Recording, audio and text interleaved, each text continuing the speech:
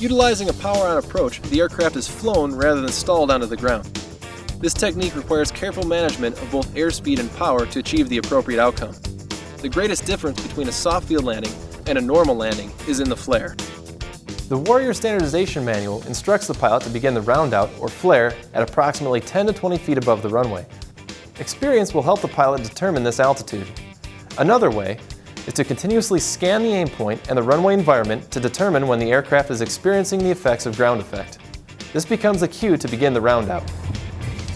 Once the flare is initiated, the pilot transitions to the horizon to determine pitch and power requirements.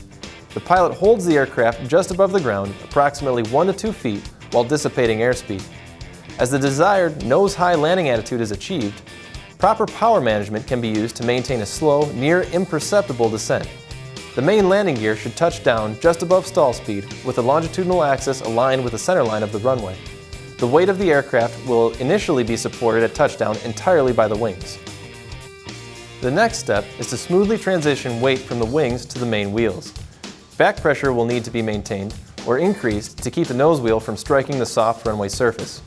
Once it is assured that the surface will support the aircraft, the pilot reduces power. As the aircraft slows, additional back pressure will be required. Maintaining full aft control pressure ensures that a minimum amount of weight is placed on the nose wheel. Due to the varying nature of unimproved fields, performance can vary drastically. Further complicating the matter is pilot technique. Although grass adds drag and will assist in slowing the aircraft while it is on the ground, brakes are used minimally with the soft field technique.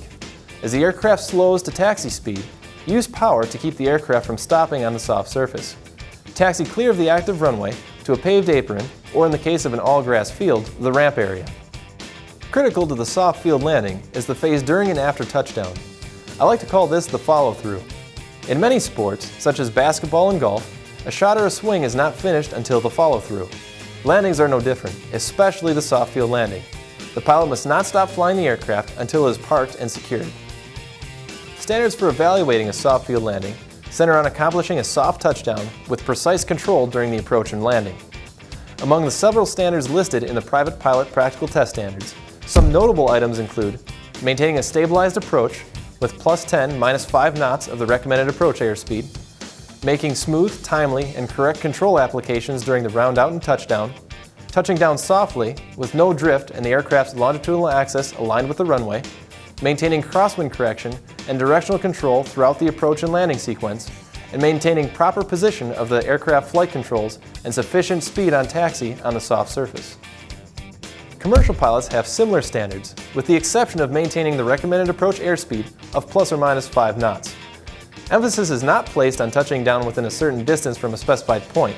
However, it is good practice to make these landings accurately. Many soft fields are also relatively short in length.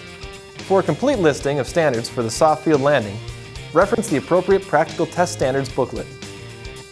Remember, using the soft field technique will lead to a gentle touchdown for you, your passengers, and your aircraft. Treat your aircraft to a gentle touchdown the next time you fly by using the soft field technique. Hey everyone, I'm Ryan Carlson. And on the ground here in Flying Cloud, Minnesota. From all of us at UND Aerospace, have fun and fly safe.